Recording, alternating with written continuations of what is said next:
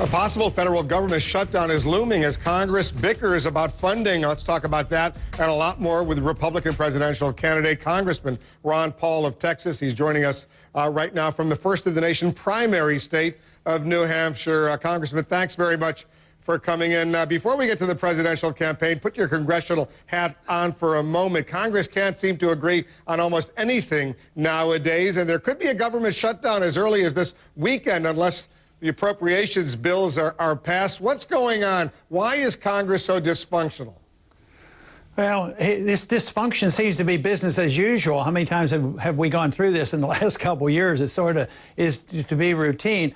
You know, at the last minute, they go down to the wire and they negotiate up to the bitter end, always trying to get one angle over the other one. So I don't think the government is going to shut down. It hasn't happened in a long, long time. So I don't think it's in the interest of either party to do it. So they'll probably come up with some compromise at midnight, you know, and settle the argument. But it does send a horrible message when various agencies of the federal government are told, get ready, so-called non-essential personnel may be out of work as early as Saturday or Sunday. I mean, it sends an awful message out there that the people in Washington can't get their act together. I'm just saying. But if you disagree with me, go ahead.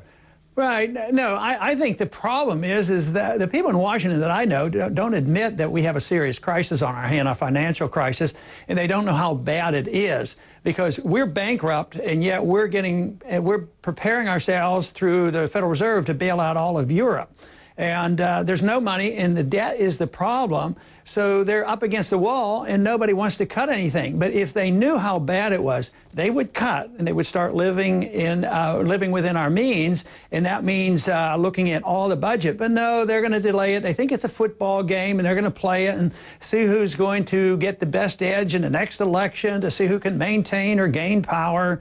And they haven't changed their ways, but they won't admit the necessary admission of that we are bankrupt and we better do something about it, or this condition in our country and throughout the world financial system is going to get much worse. Let me go through a couple of the issues on the agenda right now. Increasing taxes, unless action is taken, the payroll tax cut will go away. The tax rates for 160 million Americans will go up. Where do you stand on extending the payroll tax cut for another year? Oh, I want to extend it because I see that as a tax increase.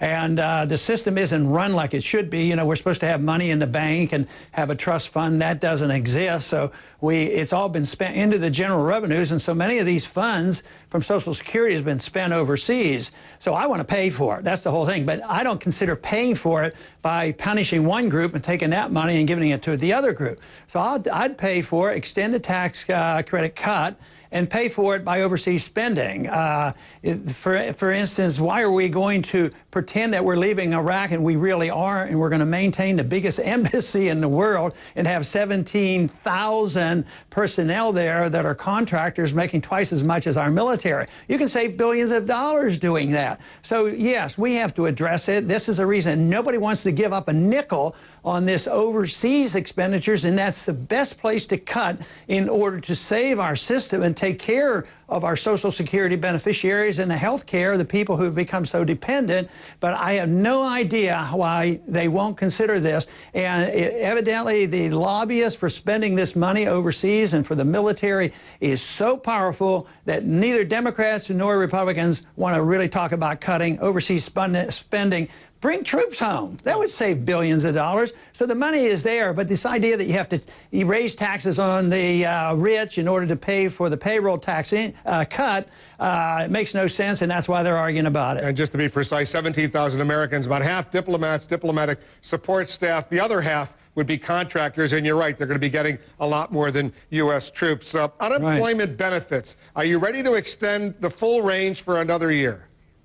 Yeah, I'd extend the cut so they don't have to pay for it. I don't want to reinstate the taxes. No. Unemployment benethits to just have 99. Oh, the unemployment. Yeah. I'm sorry, I misunderstood that. Oh, the unemployment. No, I'm not ready to extend that. I think that, you know, you subsidize long-term unemployment, you get more of it. but we have to change other conditions so people, you know, that's why the budget has to be balanced and tax codes change, regulatory codes change, monetary policy change so that we can get these jobs. But just further extending it, believe me, there's less incentive. You know, to go back to work and make $8 an hour if you can get $8.50 while on welfare, it's not likely. People, you can't extend it forever because that's where the problem's coming from. We're bankrupt. To assume that we can and borrow the money or print the money is just digging a much bigger hole for ourselves, and that's why we have to admit the truth. Should the federal government have a role in recommending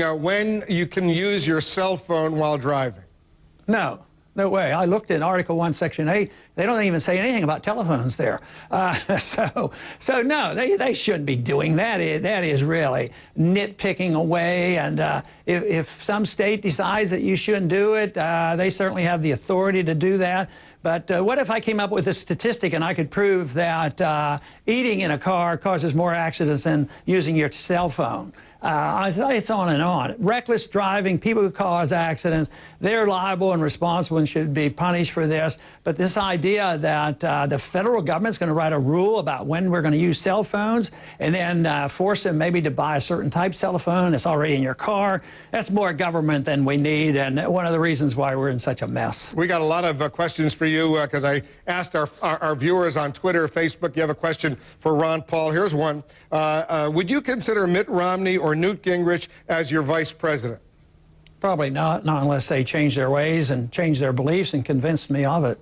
You're doing amazingly well in Iowa right now. You're not surprised. A lot of the so-called pundits are pretty surprised. Can you tell us right now, do you think you will win the Iowa caucuses? I think I have a good chance, but I'm not saying that I'm not working on a day-to-day basis that, you know, I'm assuming, you know, I'm going to win this thing. No, I'm not at that point. But I'm assuming we're going to do very, very well and have a much better showing than anybody has given us credit for the past year. Because if you do win Iowa, it shakes up the situation going into New Hampshire, South Carolina, Florida pretty dramatically. You want to give us a name or two of somebody you would consider as a possible vice president? Probably not today. I haven't thought it through, and there are so many people that I know that would qualify. I would hate to pick one or two names out right now, but time will tell. Later on, maybe. One final question, Congressman, before I let you go. In the past, I've called you an isolationist, and I get hammered by your supporters out there. When they write to me and they say, Ron Paul is not an isolationist, he's a non-interventionist. All right, tell our viewers right now, once and for all, the difference between an isolationist and a non-interventionist. An isolationist is a protectionist that build walls around the country. They don't like to trade. They don't like to travel about the world. And they like to put sanctions on different countries. So some of the people who call me that are actually much more in favor of sanctions and limited trade. They're the ones who don't want to trade with Cuba, and they want to put sanctions on anybody who blinks their eye at them. And yet the opposite is what we believe in. We believe Nixon did the right thing by opening up trade doors with China, because that is when we quit killing each other, and that we are more at peace with them because we better be, because they have become our banker. So non-intervention is quite a bit different. It's what the founders advised, to get along with people, trade with people, and to practice diplomacy rather than having this militancy of telling people what to do and how to run the world and building walls around our own country. That is isolationism. It's a far cry from what we believe in. And just to be precise, you want to bring all U.S. troops home, not just from Iraq and Afghanistan, but from Germany, Japan, South Korea, every place else around the world. Is that right?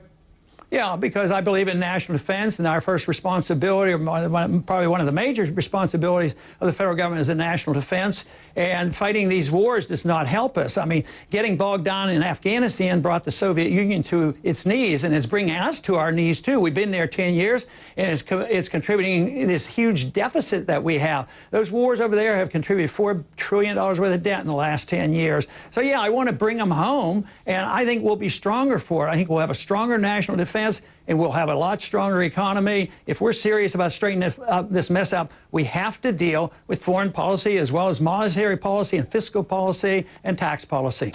Ron Paul is running for the Republican presidential nomination. Congressman, good luck. Thanks a lot. Mitt Romney turns to Wall Street.